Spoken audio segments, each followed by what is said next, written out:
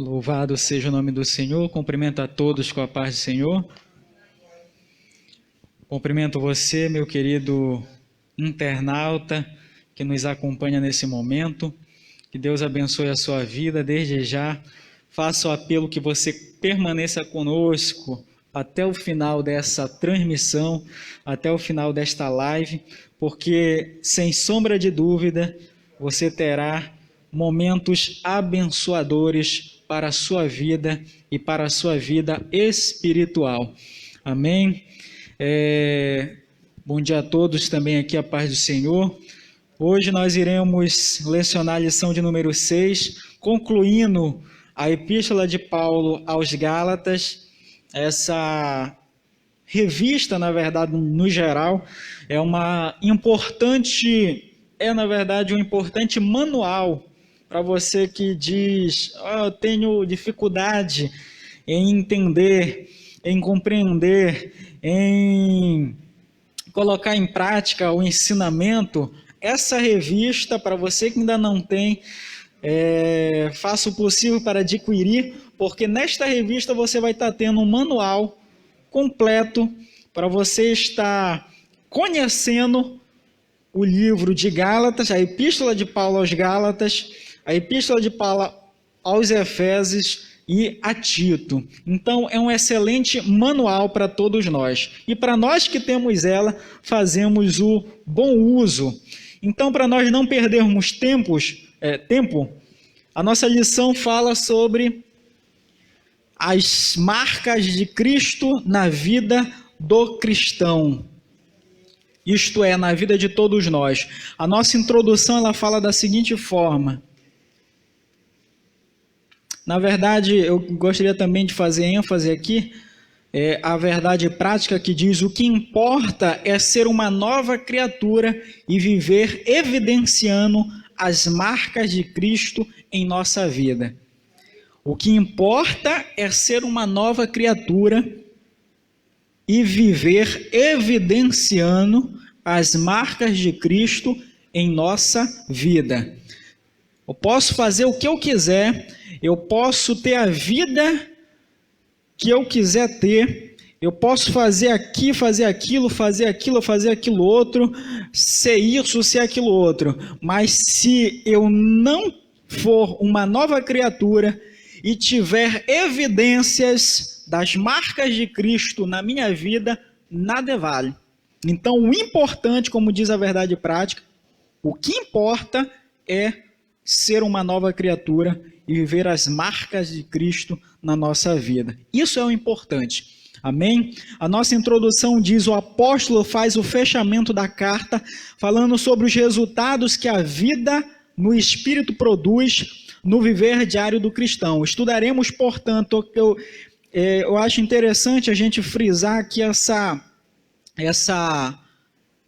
parte aqui, porque ela é bem sistemática e ela é bem didática, então organiza bem o conhecimento e isso ajuda no nosso entendimento do assunto. Então, o que é que a gente vai estudar aqui? Estudaremos, portanto, o amor que restaura o irmão caído e a colheita que faremos em virtude da nossa semeadura, e em terceiro, a marca do verdadeiro cristão. Então, aqui ele está fazendo uma divisão, o autor da revista está fazendo uma divisão em 3 partes do capítulo 6 de Gálatas, para a gente aprender melhor.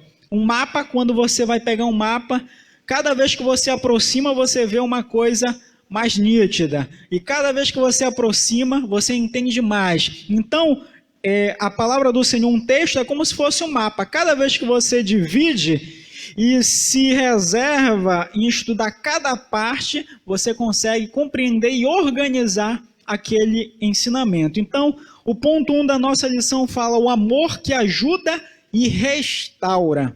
O amor que ajuda e restaura. Se o amor que temos não ajuda e não restaura, precisa ser revisado. Diz assim, a visão de Paulo: a igreja é uma comunidade onde o amor precisa reinar. A ênfase aqui é no amor no sentido horizontal, ou seja, o olhar de cuidado com o semelhante. O amor, para a gente, como ele diz aqui, em comunidade, quando nós vivemos em comunidade, no que se refere à cristandade, o nosso relacionamento vertical, que é o nosso relacionamento meu e Deus, depende muito também do meu relacionamento horizontal, de mim com o meu irmão. Não tem como eu ter um bom relacionamento vertical entre eu e Deus e não ter um relacionamento horizontal, que é um relacionamento meu com o meu irmão. Como diz o apóstolo João, como é que eu posso dizer que eu amo a Deus que não vejo e odiar ao meu irmão que vejo, né? Então, o nosso relacionamento vertical, o nosso relacionamento em comunidade é muito importante. O ponto 1 do ponto 1 da nossa lição fala quando alguém erra, que é, na verdade, a primeira parte da nossa lição do capítulo 6 de Gálatas, fala sobre o amor que restaura, do versículo 1 ao 5. Versículo 1 ao 5. Diz, irmãos, se alguém for surpreendido em alguma falta, em outras palavras aqui está falando, se alguém cair, se alguém pecar, se alguém falhar, se alguém errar o alvo, a expressão se alguém aplica a qualquer membro do corpo de Cristo, da ovelha ao sacerdote, ninguém está isento. A conversão não é imunidade ao pecado. O crente já nasceu de novo pela palavra, mas a velha natureza ainda está nele. O aniquilamento da tendência pecaminosa só se dará na vinda de Cristo. 1 Coríntios capítulo 15, versículo 53. Então esse negócio de eu nasci, passei um tempo, tenho um tempo de crente, sou super crente, né? Isso não existe. Todos nós somos passivos de falhas. Como diz o autor, da ovelha ao sacerdote. Tem numa outra revista, tinha uma frase que falava, eu não lembro muito bem, se os irmãos lembrarem, me ajudem, que eu matei o homem velho no batismo, né? Só que eu descobri que o tal sabia nadar, né? Alguma coisa assim. Então, a nossa natureza, né? A gente, a partir do batismo, nós estamos no empenho, estamos no propósito de sermos uma nova criatura, para a honra e glória do Senhor. Mas não quer dizer que nós estamos imunes ao pecado.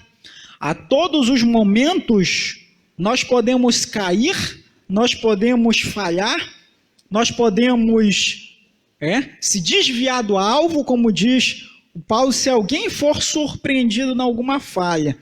Então, todos nós estamos passivos de cair. Ninguém se engane com tempo de crente. Muitas das vezes nós supervalorizamos muitas pessoas. É claro que muitas pessoas, elas têm a sua honra, mas nós não podemos esquecer que todos nós falhamos. Todos nós temos erros e todos nós somos passíveis a erros, né? Lá em São Paulo tem uma maratona que leva o nome de um santo, é chamado de São Silvestre. Essa maratona, ela reúne, eu acredito que corredores de todo o Brasil. E no início da maratona, você pode ver lá que aparece Superman, Mulher Maravilha, Fred Flintstone, tudo quanto é tipo de personagem, no início aparece, né? Só que chega no momento dessa maratona que eles passam por uma rua que é a subida, ela é uma subida. É aí que o Superman, a Mulher Maravilha, o Flash, todo tipo de super-herói fica para trás. E quem é que se destaca? Aqueles que treinam lá no deserto, no sol escaldante, os quinianos, né? O famoso quiniano. Então, muitas das vezes nós supervalorizamos aqueles que mais aparecem, mas eles também são passíveis de falhas. O ponto 2 diz correção com brandura. Vós que sois espirituais, corrigi-o com espírito de brandura. Quem pode corrigir? Os que já produzem as virtudes que compõem o fruto do Espírito Santo. São os que possuem a mente de Cristo e são guiados pelo Espírito. Aqueles que olham o seu irmão sob a lente de Cristo, que disse à mulher adúltera: não te condeno, vai e não peques mais. Quem caiu precisa ser restaurado. A igreja não deve não deve portar-se tolerante com o pecado, pois tolerância é omissão ou conivência. Paulo orienta que o caído deve ser corrigido. O grego usa a palavra catartizo, que quer dizer pôr alguma coisa em ordem. De fato, quem peca erra o alvo e precisa voltar à pista de corrida e assim continuar a correr bem. Todavia, a correção deve ser feita com brandura, que é sinônimo de mansidão. Portanto, fruto do Espírito. Lá em Gálatas 5:23 fala sobre os frutos do Espírito, né? Fala, o fruto do Espírito é amor, gozo, paz, longanimidade, benignidade, bondade, fé, mansidão, temperança. Contra essas coisas diz Paulo que não há lei. Então, quem pode corrigir? Um irmão, ele errou, né? Falhou, caiu em um determinado momento da sua caminhada, né? Se desviou do alvo. Quem está mais apto a fazer essa correção é quem tem um fruto do Espírito, né? Quem já está manifestando essas qualidades, esses frutos, esses atributos do Espírito Santo. Porque quando não, uma pessoa que não tem esses atributos, em vez de corrigir e a correção que leve o irmão ao arrependimento e a voltar ao caminho, pelo contrário, corrige da forma errada, aconselha da forma errada, e aquele conselho que era para servir de auxílio para que o irmão voltasse, né? Auxílio para que o irmão refletisse e falasse: pô, é verdade, e reconhecer, pelo contrário, muitas das vezes provoca revolta, né? Provoca aquela sensação: ele faz isso, faz aquilo e vem aqui me corrigir, quem ele pensa que é, né? Mas pelo contrário, quando nós somos guiados pelo Espírito Santo, porque é o Espírito Santo que convence o homem, essa correção ela não leva a outro sentimento a não ser o sentimento de arrependimento, o sentimento de que a pessoa ela realmente me fugiu a palavra, ela reconhece que realmente ela está errada. Ela reconhece que realmente ela precisa voltar. Ela reconhece que realmente ela errou, que ela é dependente de Jesus, que ela precisa de Jesus, que ela falhou, mas ela não queria falhar.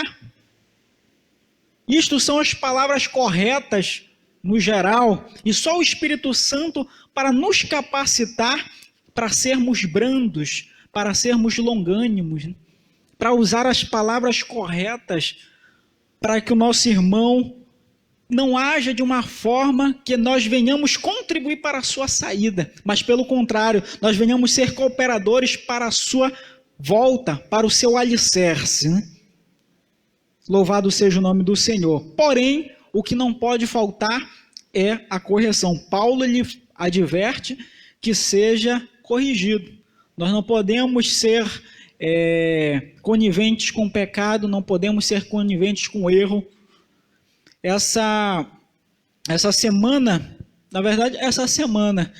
eu vi a notícia de que em um determinado local do Brasil, teve um pastor, presidente, que ele, em algum ramo da nossa denominação, ele estava renunciando ao seu cargo.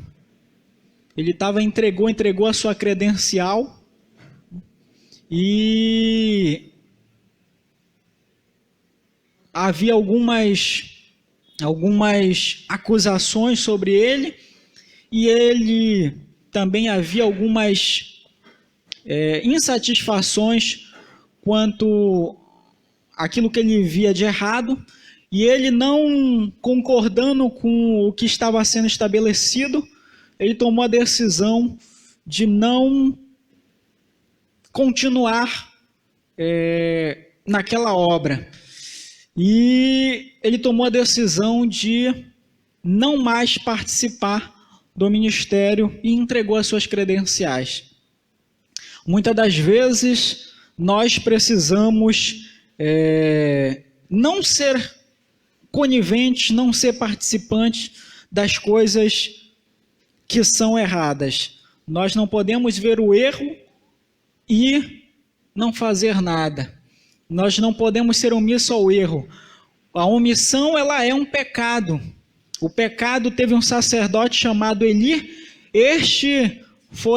A sua casa perdeu o sacerdócio por conta do seu pecado de omissão. Seus filhos não seguiam a sua mesma, eram homens sacerdotes, mas que faziam coisas erradas, e ele, por não os repreender, Deus tirou a sua família da linhagem sacerdotal. E aí entra uma outra linhagem, que é a linhagem de Samuel. A omissão não pode estar no nosso meio. O cuidado com a tentação. Uma outra coisa muito interessante, muito importante no ponto 3 do ponto 1 da nossa lição, que fala: e guarda-te, ao mesmo tempo que Paulo ele diz, vós que sois espirituais, ou seja, que tens níveis espirituais, que tem maturidade espiritual, corrigiu com espírito de brandura. E em segundo, muito obrigado minha irmã, e em segundo ele diz, e guarda-te para que não sejas também tentado. Muito importante isso daqui, porque quando eu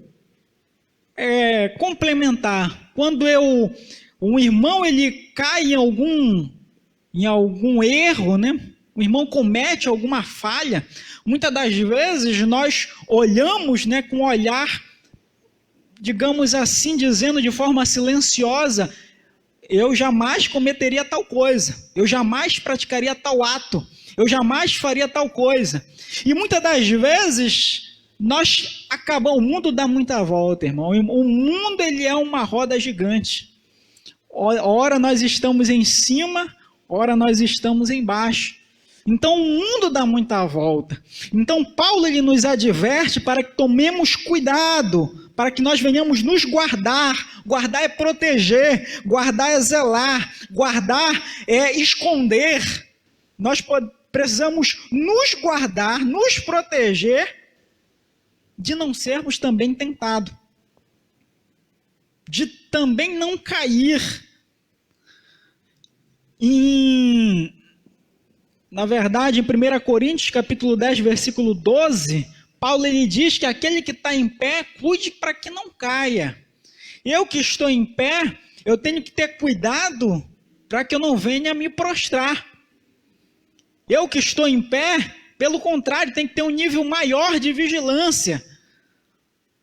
Louvado seja o nome do Senhor. Tenho que ter um nível, tenho que ter um zelo maior, porque todos nós somos tentados. E lá em Tiago, capítulo 1, fala o apóstolo fala que bem-aventurado o homem que passa pela tribulação, pela tentação, porque esse receberá galardão. Mas melhor do que o que passa pela tentação é não entrar na tentação. Louvado seja o nome do Senhor. No versículo 14 do capítulo 1 de Tiago, diz, mas cada um é tentado quando atraído, é engoldado pela sua própria concupiscência, isto é, pelo desejo desenfreado. Mas Jesus ele nos dá a receita para que nós não venhamos ser tentados. E qual é a receita? Mateus capítulo 26, versículo 41, ele diz, vigiai e orai para que não entreis em tentação. O espírito, na verdade, está pronto, mas a carne é fraca. Vigiar é eu estar atento e me precaver a tudo aquilo que pode comprometer o meu relacionamento com Deus. Vigiar. Provérbios, capítulo 22, versículo 3, diz que o prudente, ele vê o mal e se esconde. Mas os insensatos, eles seguem adiante e sofrem o dano. É o exemplo do nosso irmão José, que quando na casa de Potifar, ele vê a tentação, ele vê o perigo, a luz vermelha, né? Ela acende e ele atende ao sinal de alerta, e ele bate o pé de lá. Tentação a gente não, eu sou super crente, não, eu sou inabalável, não existe isso, nós somos carne, né? Nós temos uma natureza Nós não podemos nos desprender da nossa natureza pecaminosa, a qual nós matamos, nós crucificamos dia após dia. Falando de natureza, tem uma história que é do sapo e o escorpião. E o escorpião queria atravessar uma lagoa, e o sapo, ele falou, chegou para o sapo e falou, deixa eu atravessar nas tuas costas. E o sapo, ele disse, não, porque tu vais acabar me fisgando, me ferrando, né? Ele falou, não, eu não vou. Foi, então tudo bem, então sobe na minha costa. E o sapo, ele foi nadando. E quando chegou no meio da lagoa, o escorpião acabou fisgando o sapo. E o sapo falou, mas tu não viu que tu acabou afundando nós dois, tu vai afundar nós dois agora? Ele falou, pois é, mas eu não posso fazer nada, é a minha natureza. Então a natureza, ela nos leva para coisas que vão nos trazer até prejuízo, mas a gente não pode fazer nada, é a nossa natureza. Então nós temos que nos precaver, temos que vigiar, temos que fugir, para que Deus nos poupe de cairmos também. Amém? Para nós entrarmos no ponto 2 da nossa lição, até aqui alguma pergunta? Alguém quer fazer alguma colocação?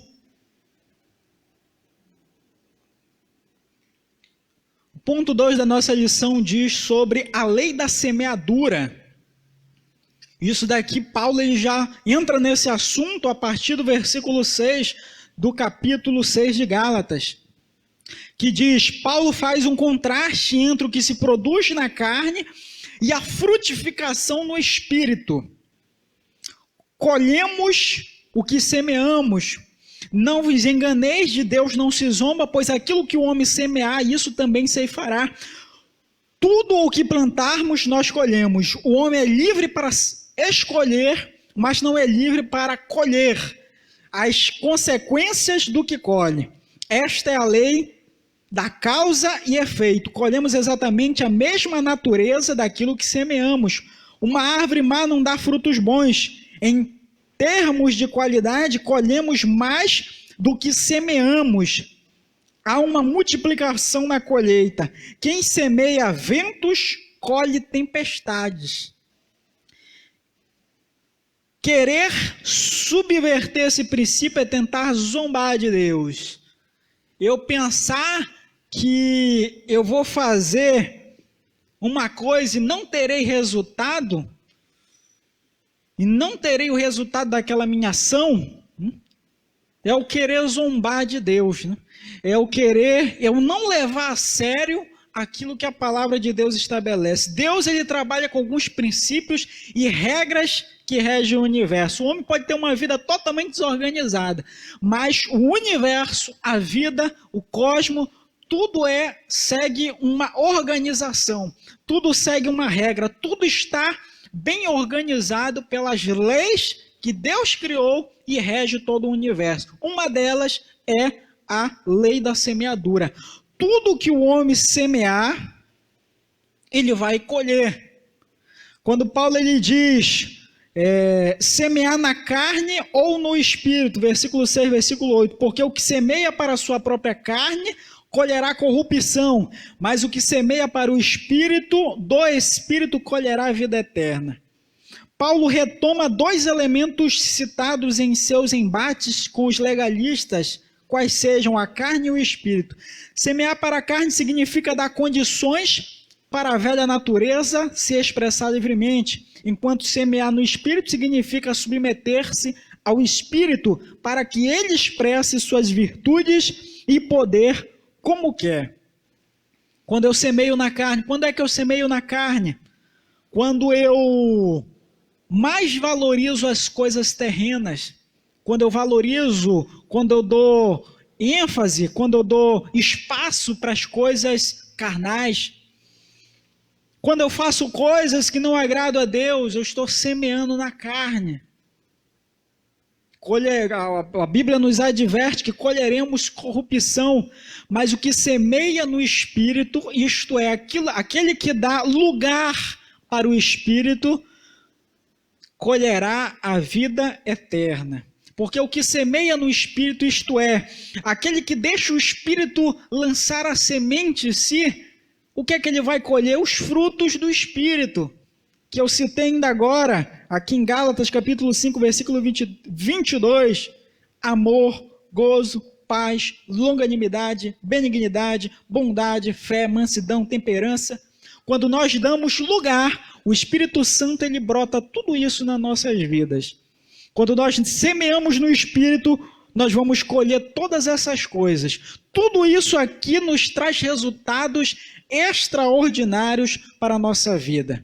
E por fim, a vida eterna. No ponto 3 do ponto 2 diz: e não nos cansemos de fazer o bem, porque a seu tempo ceifaremos, se não desfalecermos. Com respeito à prática do bem, devemos observar aqui 3 coisas. O tempo, devemos fazer o bem sempre, em toda e qualquer oportunidade. O alicerce, nosso amor deve estender-se a todas as pessoas e não apenas a um grupo seleto. E em terceiro lugar, a prioridade, a família da fé. Porém, sem esquecer dos demais. Fazer o bem. Aqui Paulo ele fala sobre essa semeadura, Gálatas capítulo 6, versículo 9. E não nos cansemos de fazer o bem, e não nos cansemos de fazer o bem, porque a seu tempo ceifaremos. Você pode ter certeza de que a pessoa que trabalha em favor do mal, ela vai fazer uma vez, vai fazer 2 vezes, vai fazer 3 vezes, e como o salmista, no Salmo 79, se eu não me engano, ele diz: eu observo o justo, o ímpio, e ele prospera no seu caminho. E quando no final é que ele entende que o caminho, que o final de tudo aquilo que ele faz, leva a prejuízo para si mesmo. Então o ímpio, na sua maldade, na sua impiedade, na sua iniquidade, em fazer o mal, podemos pensar até que não tem resultado. Podemos pensar que ele não vai colher, mas pode ter certeza que no final ele vai colher. A seu tempo ele vai colher o mal. E a contraste, nós que fazemos o bem, também colheremos. Você muitas das vezes pode pensar, algumas pessoas entram nessa pergunta: mas eu ajudo tantas pessoas, eu faço coisas boas, né? Eu ajudo famílias, eu faço aquilo outro, e muitas das vezes acontecem algumas coisas nas nossas vidas que nós não entendemos, mas nós temos que ter a certeza que a nosso tempo, que é o tempo de Deus, Ele irá recompensar a cada um segundo as suas obras. E muitas das vezes esse recompensar e os frutos do bem que nós prestamos, do bem que nós fazemos, são até imediatos. O bem que nós fazemos, muitas das vezes, é imediato. Na hora, nós recebemos o pago. Quer ver um exemplo? Acho que foi sexta-feira, eu comentei aqui sobre um vídeo que eu vi no Facebook.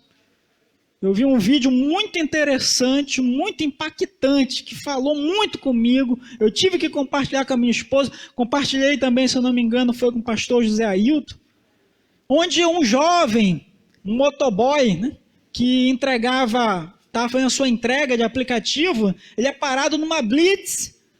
Naquela blitz que ele é parado, é uma imagem, é uma cena, um vídeo de um monitoramento de rua, e quando ele é parado por aqueles guardas de trânsito, o que parece, não tem áudio, que ele estava com alguma irregularidade no seu documento, e a moto dele é levada. Os guardas apreendem a moto dele e levam. E parece que ele não está acreditando. Na hora do trabalho dele, ele está fazendo suas entregas e levam a moto daquele rapaz. E naquele mesmo instante, naquela mesma cena, tem um rapaz que está lavando um carro. E aquele carro que ele está lavando, ele pega um balde de água suja e acaba jogando. E sem ver que o rapaz estava lá, o dono da moto, ele acaba molhando o rapaz de água suja.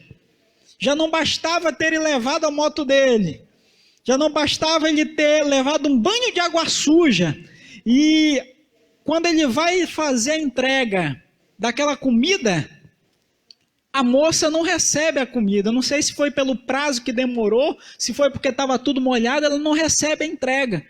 E aquele rapaz totalmente transtornado, ele não acreditando no que estava acontecendo, levaram a minha moto, acabei levando um banho de água suja, não receberam a minha entrega.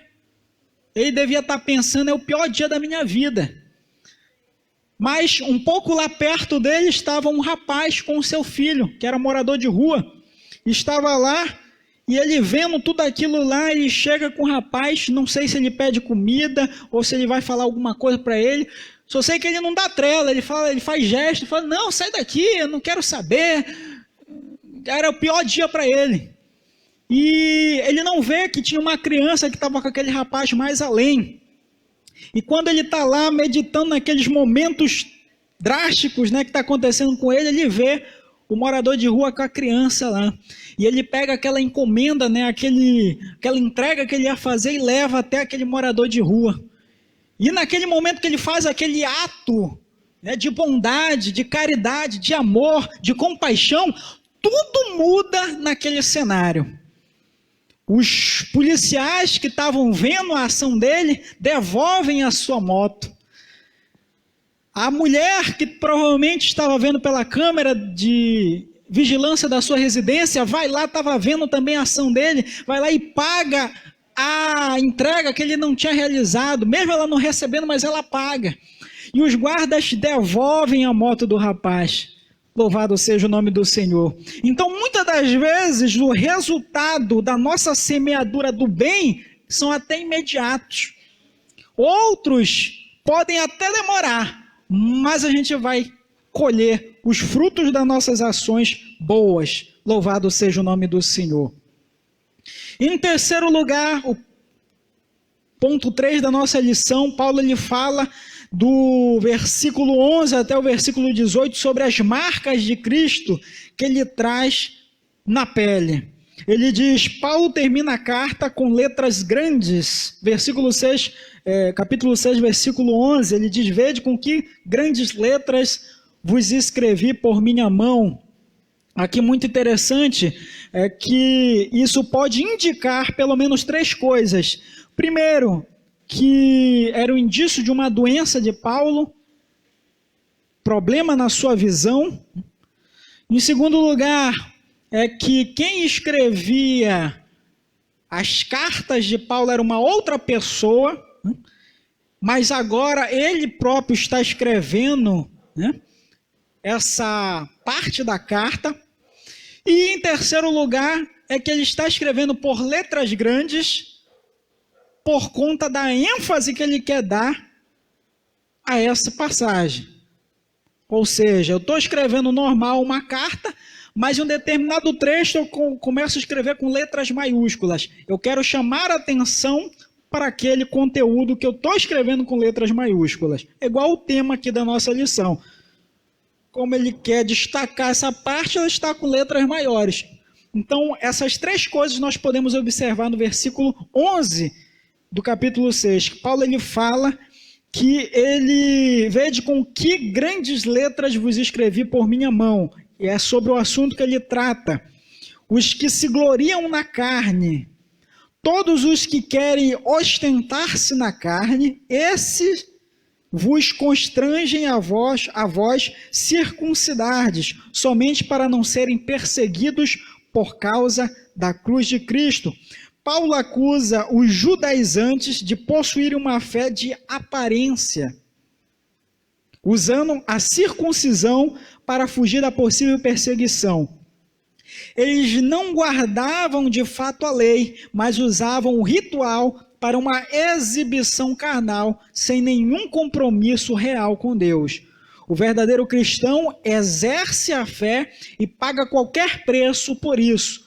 Ele sabe que os sofrimentos do tempo presente não podem ser comparados com a glória de ser revelada em nós. Paulo ele fala sobre a circuncisão nesse momento, sobre a fé de aparência, de judaizantes que diziam aos gálatas, olha, vocês têm que se circuncidar, para que eles se gloriassem de que estariam em uma igreja entre um povo que fazia parte de uma aliança que iniciou com Abraão, para que eles se gloriassem e para que eles fugissem, covardia que não cabe ao cristão, para que eles fugissem de em algum momento sofrer por conta da não circuncisão.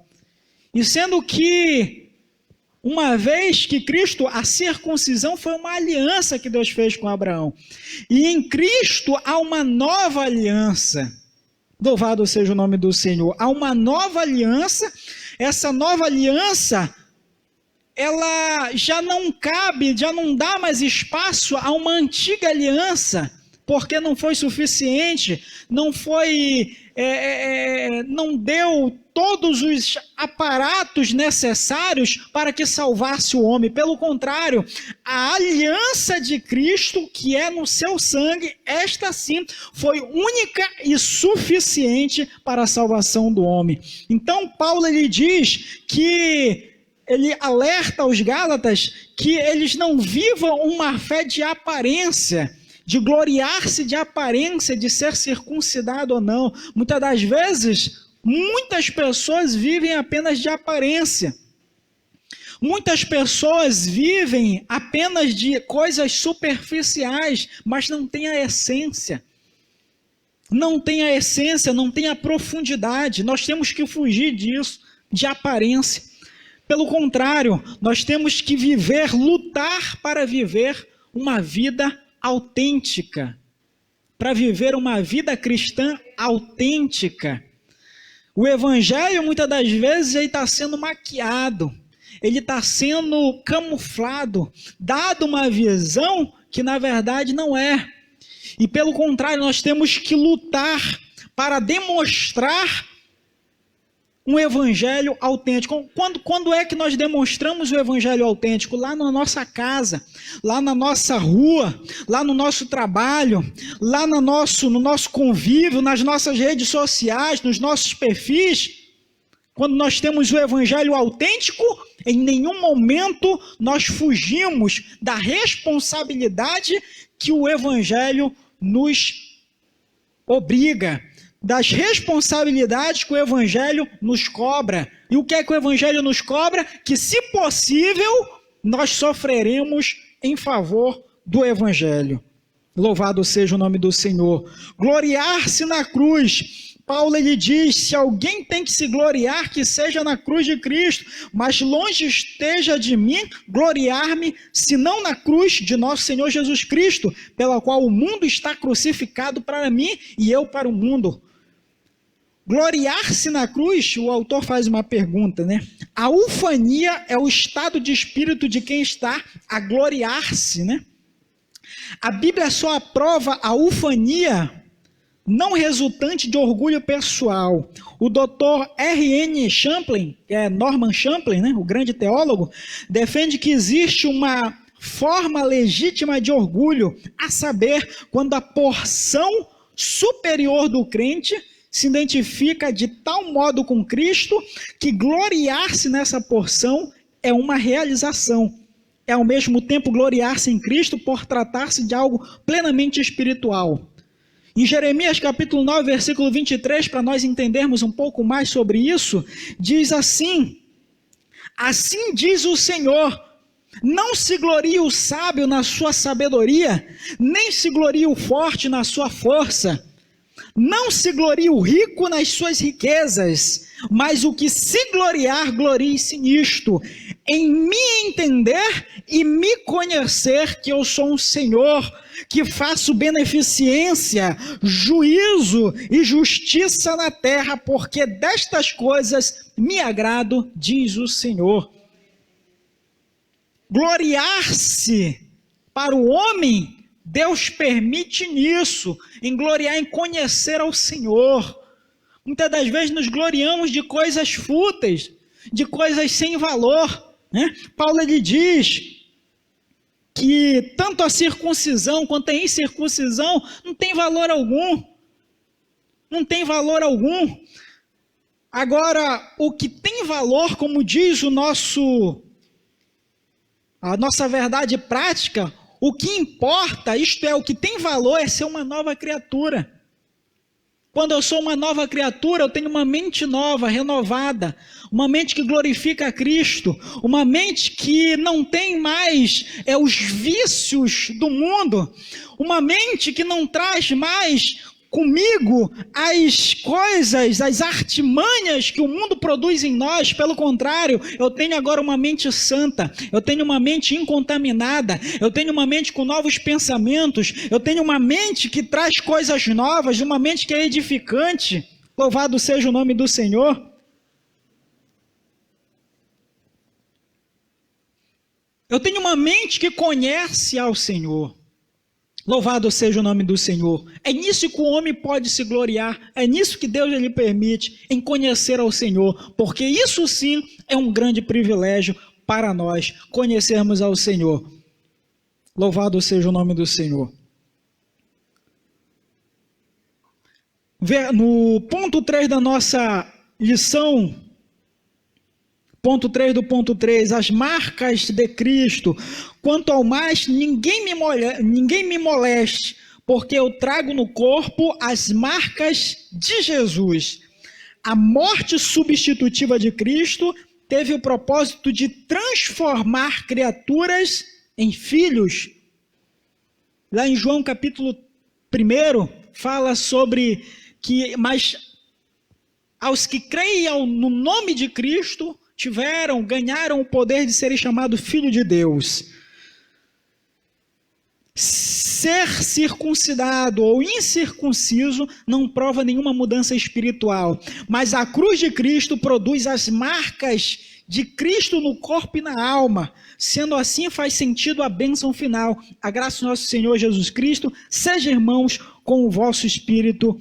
Amém. Aqui Paulo está falando sobre aquilo que realmente importa, as marcas de Cristo, aquilo que Cristo produz na nossa vida. E aqui, diga-se de passagem, que a marca do cristão não está no seu linguajar, faz parte, mas não está no seu linguajar. A marca do cristão não está nos seus cacuetes. A marca do cristão não está na sua vestimenta, faz parte, mas não está apenas nisso. A marca essencial do cristão, o próprio Cristo nos falou, João capítulo 13, versículo 35, nisso conhecerão todos que sois meus discípulos, se vos amardes uns aos outros. A marca essencial do cristão é o amor. Porque eu não tenho como ser um cristão que não amo ao meu próximo. Eu não tenho como ser um cristão que não manifesta amor. A maior manifestação de Deus através das nossas vidas é o amor. Louvado seja o nome do Senhor. E Paulo, ele trazia as marcas de Cristo na sua vida, tanto as espirituais como as físicas. Paulo, ele sofreu literalmente perseguição, afronta. Paulo, ele quase que chegou a morrer em naufrágio, sendo jogado pelo muro de uma cidade para escapar da perseguição. Marcas físicas, Paulo, ele trouxe na sua vida. Marcas mentais, psicológicas e espirituais. Louvado seja o nome do Senhor. Nós devemos trazer nas nossas vidas também as marcas de Cristo. Nós também devemos manifestar nas nossas vidas o verdadeiro evangelho. Nós devemos manifestar nas nossas vidas as marcas, os exemplos, os traços de um verdadeiro evangelho e de um evangelho autêntico para a honra e glória do Senhor. A nossa aplicação pessoal para nós terminarmos diz assim: a vida espiritual que agrada a Deus e satisfaz nossa alma consiste em sermos as novas criaturas que Deus nos criou para ser e evidenciarmos as marcas de Cristo. Louvado seja o nome do Senhor. Eu agradeço a oportunidade em nome de Jesus.